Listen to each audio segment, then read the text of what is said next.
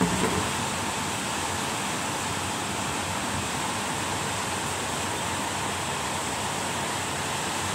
na yun, wala muna kami muna yung magpapaalam dahil yung nabangga sa jeep dito po sa motor. So paano tayo? Ano na magpapaalam? Wala mahal. Tapos na sabi ako, yung kami ay ipatagan na kami.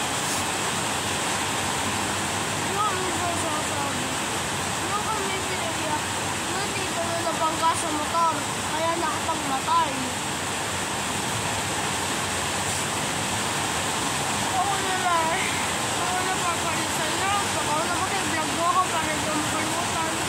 Para sasabi ko.